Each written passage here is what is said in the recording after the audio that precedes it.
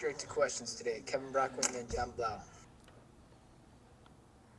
Yeah, Coach. Hey, curious a little bit about Pro Day. How many teams showed up, and did it do anything that stood out in terms of bench press or 40 times, anything like that? Yeah, I thought that we had all teams represented, which was awesome.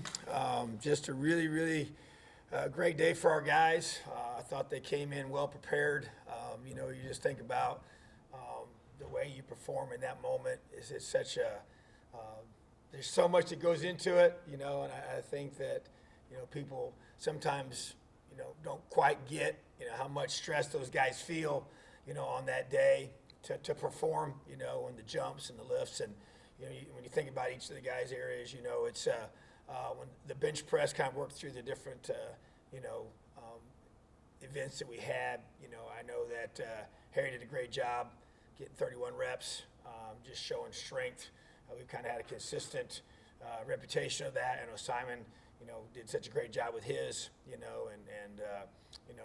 just all the way back with all of our guys, our interior lineman guys especially, and really wasn't surprised by that at all. I know he wanted to get a few more, they all do, and Javon Swan with 34, just maybe more than maybe some might have thought, but just thought our guys did a great job, and even some of our skill guys too, with Stevie's a big strong guy, showed that as well, and even Jamar, showed, and even Wap, he's not a big guy, but I mean, even a couple of scouts commented to me about his thickness, was different than they anticipated, because you got to think they haven't seen our guys, and just when you think about recruiting, we haven't seen a lot of the guys we're trying to evaluate right now. Well, they haven't had a chance to see our guys' development, and that's the case for everybody, but in person, So thought that was great, and then the jumps, it's always a positive thing, to show explosive power. And Jamar, had a great vertical and 35 inches, and I think the guys there showed,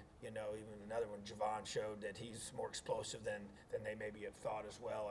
And then the 40 times, and everybody makes such a big deal about the 40. It's big. I understand all that, but there's a football speed. A lot of our guys, we don't have a guy that sticks out as just a high-end burner guy with a 40 time, in this group. And but man, they're football players, and you talk to the scouts, and they look so much quicker, when they were doing their drill work. And several commented that they felt like their 40 time didn't even reflect that, which is, to me, it's called football speed, and that's a critical thing that our guys have, and to be able to react, quickly and make plays in space or create space for yourself, offensively, and then Stevie is he's a big back. I mean, he's a lean.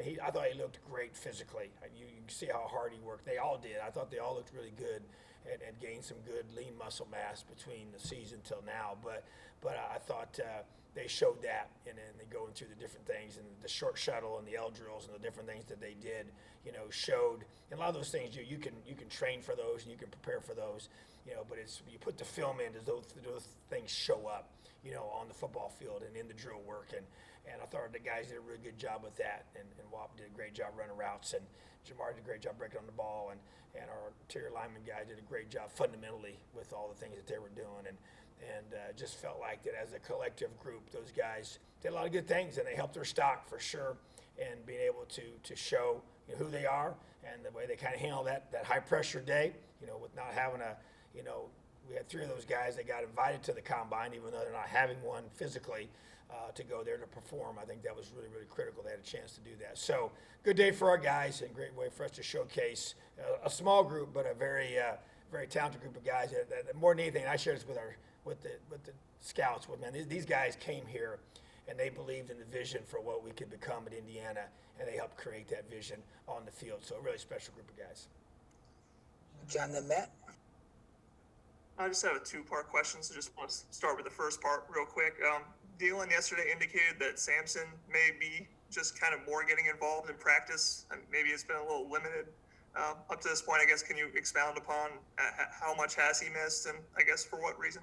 Yeah, so just a lower leg injury that is nothing serious, but being able to get some things cleaned up from the season for his buys. And my big thing for him was I wanted to make sure he's 100% healthy.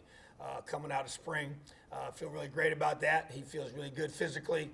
Definitely has had limited reps. He's not going to be getting hit during spring practice, which is not that uncommon for certain guys that have been here and have proven themselves to be a certain way physically. It's about getting him at the highest level in his health, and so really, really good. Feel great about him, where he's at. He's done everything we've asked him to do, so he'll be 100%, by, basically by the time we finish everything up, and that's the whole goal, is so he can have a full April, May, June, and July. So, yeah, definitely had some limited reps for him, but feel really good about where he's at physically. So, and we got several guys in that same situation. So, we're to the point now we got some mature guys on this team, and we're trying to focus on a lot of our younger guys and getting them ready during the springtime. And just to follow up on that, so Dylan was saying one of the really important things was getting buy-in from Samson. Obviously, he's one of the leaders of that running back room. How have you seen Dylan's personality work, I guess, this spring in terms of his leadership and his style relating with players, like kind of gaining their trust and kind of getting them to be his group, I guess, at this point? Yeah, I would say that there's no question. It always takes a little amount of time when you got somebody new that you're being coached by. But I think his personality lends itself for that to happen pretty quickly. I think also his expertise and where he's coming from helps speed up that process because there's just instant credibility for what he's telling you because of where he spent the last 3 years. And so I think that I know Samson really, really well, and we're close, and we talk a lot, and I know how excited he is to have Dylan McCullough as his coach, and I know how much he's responding to him, and feel very, very strongly that he can help Samson just continue to elevate and take the next step that we've challenged. And we saw, the glimpse of what Samson can be, the way he played against Purdue in the 2019, bucket game. And to me, that really is what I've used to say, hey, that's the Samson James that I know you can be in a Big Ten game. And that's where it's just about getting him healthy, keeping him healthy, and getting him developed at a high level. And so I really do feel like that Coach McCullough is a great fit for that. And they have a good, strong relationship already being built, and I think that's just going to continue to grow throughout time. So, but yeah, I think Dylan's got a tremendous ability to relate to our guys, very commanding personality. He's quiet in his approach in regards to not a yeller and a screamer. He's a teacher, and he's a great teacher.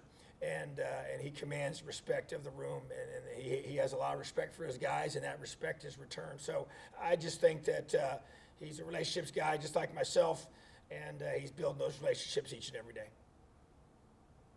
All right, Matt and Jim Coyle. Hey, Coach, how you doing? I'm doing great, buddy. How are you?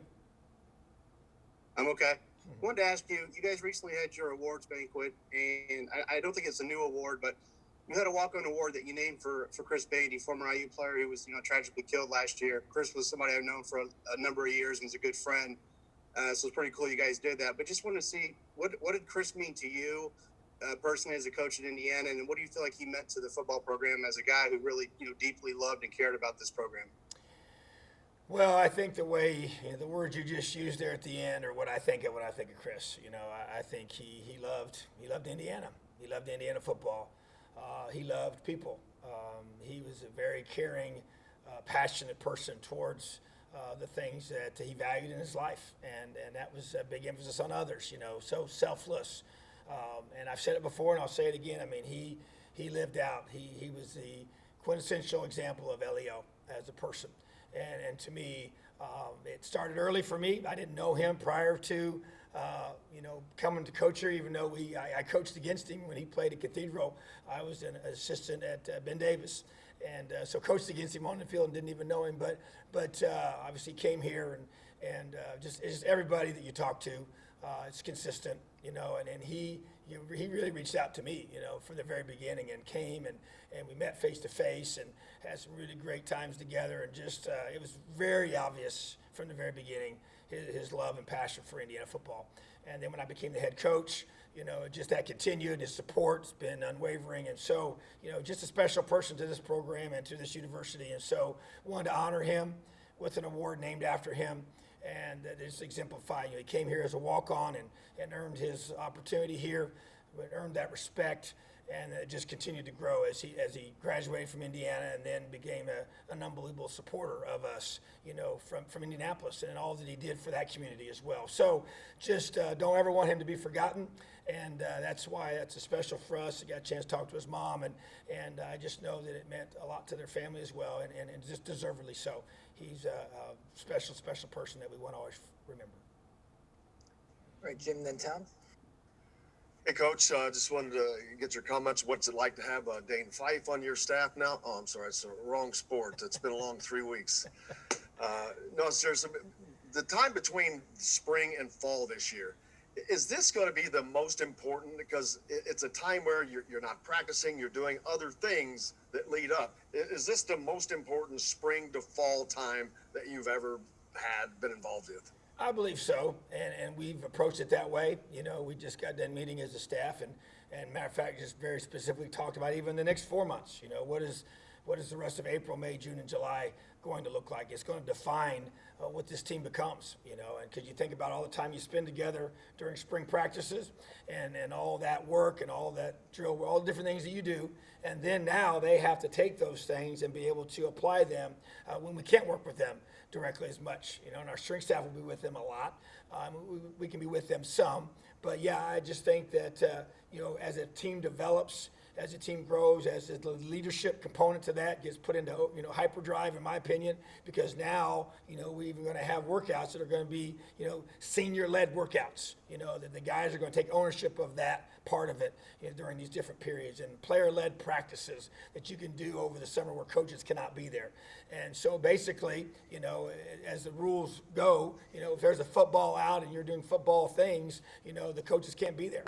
So we basically, we follow whatever those rules are. But it's a good thing because it allows the players to own and to personalize all the stuff we've been doing. And we got strong leadership on this team. And to me, we need to see that leadership continue to grow and develop. So, yeah, I do agree. I think these next several months are going to be huge. These last several weeks have been really, really big. The 8 weeks prior to that were massive with our team because of all that we didn't get to do with them before in the weight room and with our strength staff. So, that's got to continue.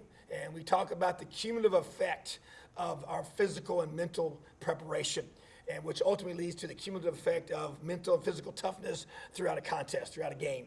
And so, but we're building that right now, and we're going to be building that throughout this entire next several months. So yeah, critical time for us. We got to maximize it, and the 2020 football team will be indicative of how well we maximize this current time. Tom, then Dustin. Tom, yesterday Caleb Jones was talking a lot about his weight issues and going up and down and such, and we touched a bit on just what this last year has sort of been, especially for those big guys that, have had to kind of deal with how they eat and how they kind of discipline themselves so much differently this year than in years past because of COVID. Could you talk a little bit about the challenges that's brought about and kind of where he's at and getting back to where he kind of needs to be weight-wise? Yeah, I would say this, and we alluded to it, without calling individual guys out, but I know I've talked about the challenge of the O-line room, the challenge of the D-line room, those big-bodied guys during the pandemic. The guys that, when you just say, hey, if you're left to yourself to go do whatever you do naturally, those guys don't usually run. That's not something that they, when you're carrying all that weight on you as a big guy, going out and running and doing things in that way, they're glad to go lift. They'll do as much lifting as you want them to, but the running is something that if you're not with them, man, it's hard for them to just want to go do that on their own. So there's no question. We were worried about that group during the pandemic, and when they came back, boy, it was a tough time to be able to get some of these guys back to where they were going to be in really good shape, to where they don't have injuries, as a result of not being, in tip-top shape or having excess weight that's not good weight. And so, the diet with those guys was hard to stay on top of that, although we did our very, very best. And then once they got back, trying to get him, into that point. So, Cable is a guy that he's a big, big man. And his weight can go up really, really fast in a negative way, And so when he came back, we kind of battled it the whole time. And so it's been so encouraging. And it was a big part of a focus for myself. And we met right when everything was finished and had a specific plan. But you know what? He has to execute the plan, And there's other guys as well, And even we kind of had two extremes. You had those kind of guys that gained some bad weight. And then you had the thinner guys that if they're not eating the right number of calories and the right level of protein and things for their proper diet, that they easily lose weight and they get really thin.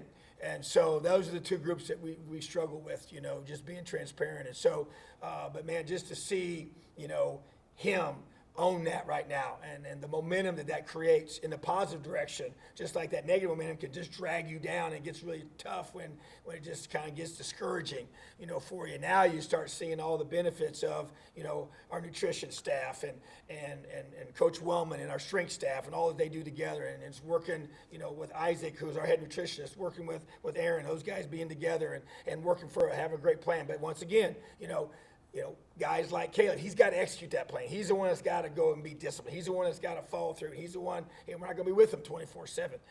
And the weekends can be hard. It's easier when you're with them every single day, back to back to back. So just really, really proud of him, but we know what his goals are for the future, and we know how that can be a negative impact on those goals and what he's trying to do as a football player. And he is. He's one of the biggest human beings I've ever been around. And so it's something that he has to really be on top of. And it's honestly for his long-term future and his health is a very, very positive thing. So I'm just proud of him. And he's done a great, great job. And that's going to continue, I believe. And he's got a ton of momentum right now going in a positive direction. And so I just want to do everything we can to support him, challenge him, hold him accountable, and help him reach his goals. Justin, then Zach. Tom, that was actually one of the questions I was going to ask. I guess just to keep going on that, what kind of difference do you see sort of across the board in some of these bigger guys at this point in the spring? I mean, can you tell a noticeable difference of their bodies right now as you're getting toward the end of spring practice because of the more discipline they've had over the last few months? Absolutely. I mean, I think it's, from you take, last year to right now, and you think about, at this point a year ago, we were obviously not even together, and this was all just beginning. And so just to know where we are right now, and I knew this when I talked about it, with you guys before the off season began, before the 8-week period, when the season was just done and we came back from break and knew how excited I was to get our team with our strength staff, to get them with them consecutive days to where they're, watching their diets and getting themselves squared away habitually, sleep habits, eating habits, all the things that you do to take care of yourself. So you have the high level energy and high level, preparation to be able to perform at a high level, So just wanting to see that and getting the strength gains, creating more lean. We made such a huge emphasis, and Aaron Wellman he understands the human body better than any person I've ever been around. And just the lean muscle mass component and the body fat piece. We've always had those discussions, but man, it's been we've dived into that at a whole nother level. And that to me is really attributed to him and come alongside with our nutrition staff. And so to me, it's just about, us being able to be with them. They got to do it, and they got to buy into it, and they have, and they trust the fact that when he tells them something, man, this is going to help me develop. And my explosive power and the way my body looks. We've done, the pictures of where we're at along the way. And I can give you several examples. I mean, Peyton Hendershot's got an unbelievable kind of progression that when you see where he's at right now compared to where he was, a year ago, and then the different even just a few months ago is impressive, And so that's a tribute to Coach Wellman and his staff, And like I said, and it takes all of us. We're all in this together. And that's why, when I think about LEO, you talk about it's so much bigger than just what some people think it is. It's even to the degree of how does a organization work together when you really say, I don't care who gets the credit because it's not about me. I got this behind the scene role that I play a massive, role in the development of our guys. And that to me that's LEO because, guys that no one ever sees, they're behind the scenes helping our guys get their bodies right. and making sure they're doing the little things that they're supposed to be doing with taking care of their bodies so they can develop in the most way possible. And that's part of it, but it takes a lot of people to work together to get to that point as you build a program that's going to continue to develop and bring guys in like a Caleb who comes in here and gets the chance to get developed, change his body, and then finish in a way that allows him to create a future for himself in the NFL or whatever that may look like, even his own personal health, So, but I just feel like that to me is where you take this whole football team, and there's a lot of examples of that. And that's what I was most excited about in the beginning of it all, and more excited about now that you see the guys. And you know what? I'm fired up about the next 4 months because it's going to be a critical time where the guys even change their bodies even more to go from where they are right now to where they need to be to start the 2021 season. So, good Lord willing, we're going to be able to have a full, set of opportunities this summer to work and develop and allow our guys to maximize our strength staff, our nutrition staff, and everybody here in this building to help them develop into the players I know that they want to be. Zach and then Paul. Tom, I guess in a way, following up on that, and it feels like, forgive me, we've asked a lot of different sort of COVID-related questions, but having listened to some basketball players kind of coming out of their season and just feeling, I guess, almost refreshed, do you sense maybe even in yourself, but also in your coaches and your players, not that you obviously can let up on maybe being safe and protocols and things like that, but the guys' just sort of outlook is different because it does feel like things are getting better, things are improving, and there's kind of light at the end of the tunnel, I guess, when it comes to, just everything that has been involved with trying to do all this through COVID. I would agree. I think when you look at our guys, you talk to our guys, you listen to our guys. I mean, they're sick of it. They're sick of having to wear masks all the time. They're sick of having to stay apart and not being able to go do things that they want to be able to do. And so there's that balance of don't grow weary in doing that because we got to stay the course. We can't let up here at the end. We know it's still out there. It's still real. It's still an issue.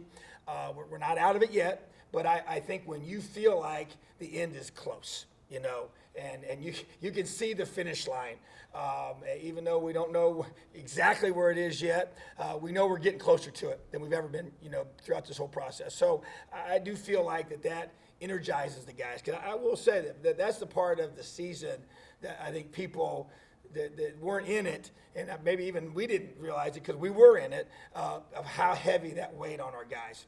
And just, man, it takes its toll for a long period of time, and even you think about this whole process. And so we've had a spring ball where, we usually have a break in between somewhere. And we haven't had that because there's no spring break because of COVID. So we've had 5 straight weeks of, multiple practices a week and just on and on and on and on with no break. And so you're not getting ready to play in a game, and so that can mentally wear on you. So I just think this whole process and everybody kind of, is excited about the hope of getting back some level of normalcy, this summer, and whatever that's going to look like. And we don't know yet for sure. But, I think we're all pretty confident it's going to be better than it was in the past. And way more normal than it's been, so that's the hope. And I think our guys they're excited about that, and the vaccine is a component to that. And I know I got my shot here last week and just to be able to go through that and what that can create, for each individual and the things we're allowed to be able to do and different things. So, we're just trying to do everything we continue to do together and still, stay the course here to the end. Don't let up, but realize that, yes, the end is near, and that's exciting for coaches and players. Paul and then Stefan. Coach, 2 quick questions for you. First off, how have the special teams and James Evans progressed during the spring? And then what surprised you about your team, and what have you learned about your team during the last few weeks of spring ball? Well, the first part there was special teams. Man, I tell you what, James Evans, really, really strong leg. That's the first thing I'll say, new to football, he kind of makes us laugh a lot. The things he says and does and the things you kind of take for granted that, we've done this before. This is the 3rd young man I've recruited from the Australia area. He's from New Zealand, but we've got 2 from Australia. And now this player from New Zealand. similar part of the country, same facility that they train them in, but they're in Australia. But, just to come here and learn America and learn American football, but man, he's got a really strong leg. And he's trying to figure out, how to put the pads on still and how to wear them and get used to a helmet that he doesn't like wearing as much at this point. But because it's funny, when we first got out there, as soon as he would punt, as he would jog up, he'd take his helmet off, like immediately.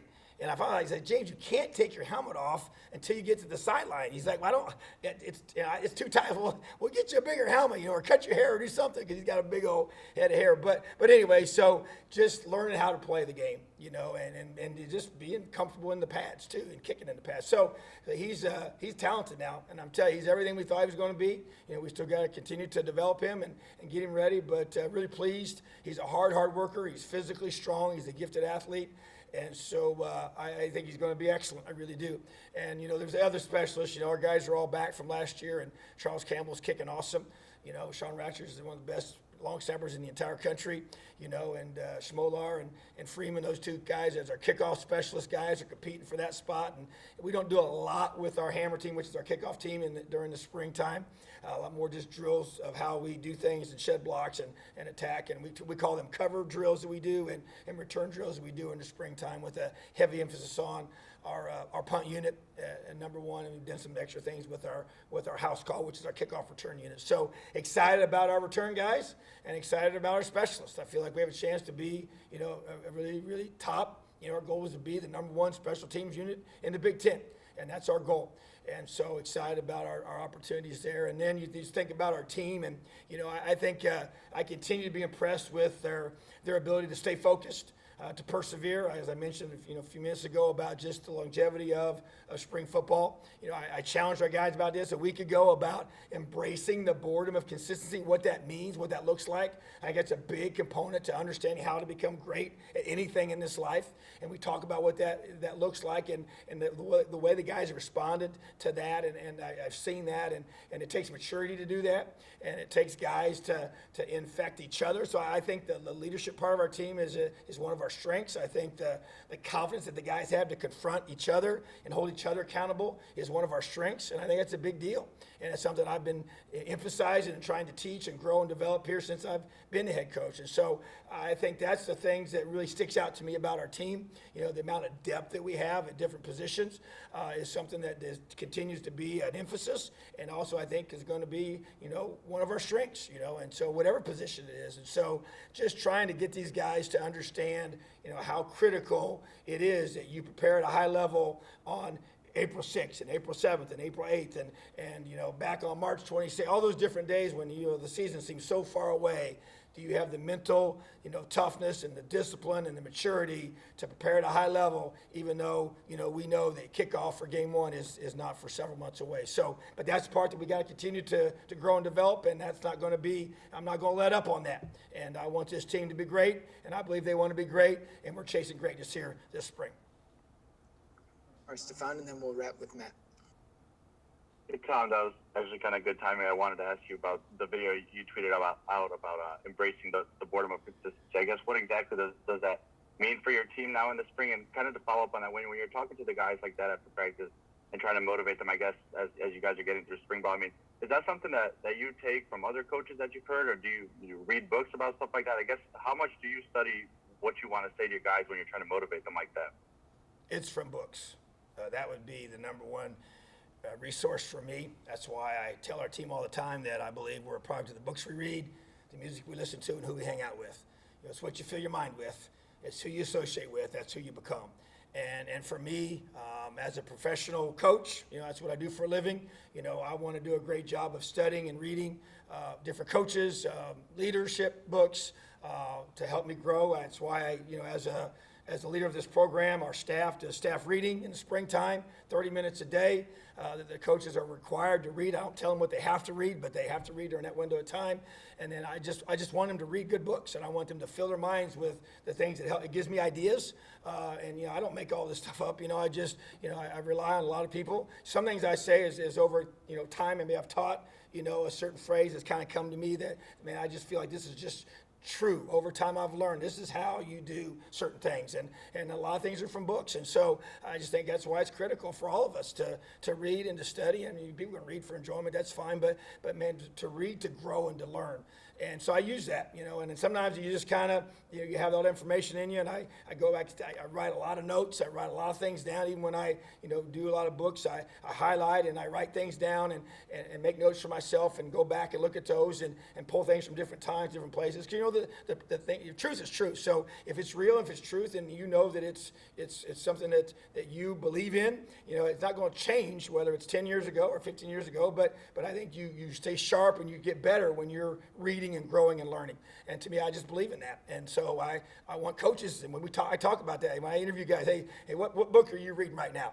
And what are you learning from that book? And I want to get guys that, because I was challenged to do that when I was a younger coach, and it transformed me. It really changed the way I was able to do things, and it allowed me to grow and develop. So, to me, that whole thing of embracing the boredom of consistency is just it's a principle of how you develop yourself and allow yourself to persevere through long and difficult tasks, which is called life. Okay, or if you want to do something that has value, if you want to separate yourself from everybody else and you want to become, I tell our team this all the time. This is one thing that I just felt like over time that I've learned, man, greatness is reserved for the few. And I believe that it's hard, it's long, it's tough. That's why grit is such a big deal to me. And then we read the grit book. That was our one word in 2019, but we used a book with that. And the Angela Duckworth book entitled Grit, and got a lot of great information from that book and applied it to our team. And just that the perseverance and passion towards a long-term goal. I mean, to me, that is so critical in life. That is the embracing the boredom of consistency. And that concept came from all that. And so to me, it's just learning how to do that, because to me, I think it's a key ingredient to success in this life. Why? Because tough things happen. Life is hard. Injuries occur. Setbacks happen. Life throws curveballs at us. Sometimes it's gut shots. Sometimes it's, it's hard things you have no control over. How you gonna respond?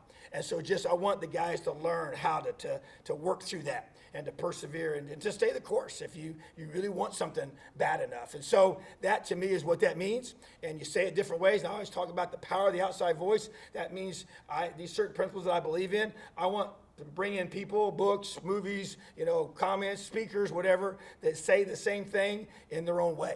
It's somebody else saying it, and it just becomes powerful. So we use videos with our guys in our team meetings, and I try to use those windows of time after practice, and I don't go too long. Our attention span in this day and age is pretty short, and so I just want to keep them engaged and give them nuggets and make sure I got great eye contact, and the guys have bought into that, and I really address them, there's only certain times throughout the week, but when I talk, I want them to listen because I got something to say.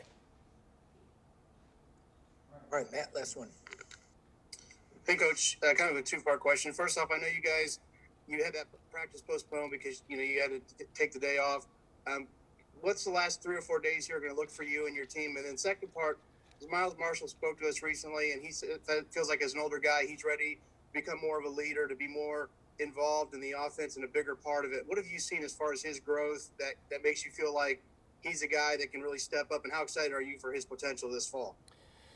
Well, first part, talking about Miles, I do. I expect him, and we have different guys, and you have in your program where you say, if we're going to take the next step as a football team, then you guys. And I identified several guys, and matter of fact, when I met with them to start this semester, I'd made a list of guys. I said, if we're going to take a step from where we finished up last year, if we're going to take another step forward, then these guys have got to transform themselves and buy into that, accept that, and then go live it out on game day. And he was one of those guys, and so obviously you got a guy like Ty Freifogel coming back, and we all know what he's done on the field, and Miles has shown glimpses of being able to be a great receiver here at Indiana, and that's what we expect. And so to me, it's about embracing that expectation and believing it yourself and realizing if I want to do that, what does that look like? And it's going to take a higher level of this, and this to get to that point. So I think he's done a great job this spring, and it's continued to grow in there, and that cannot stop. That's got to continue April, May, June, and July. And then, talking about the previous practice that we were not able to have What we're going to do is we're going to have a normal practice tomorrow. We're going to have a modified practice on Friday in helmets only to make up for that day that we did not get, and just utilize it to really maximize some mental things with our guys. Not a lot of leg, not a lot of running, but just to be able to get a lot of mental reps and things that help us prepare for the summer, as well as prepare for continued growth within our scheme and our technique that we have. And then we'll finish out with a scrimmage on Saturday that would just be a normal practice that we're going to have to finish out our day 15. All right. Thanks, Tom. Awesome. Have a great day, Leo. See you guys tomorrow.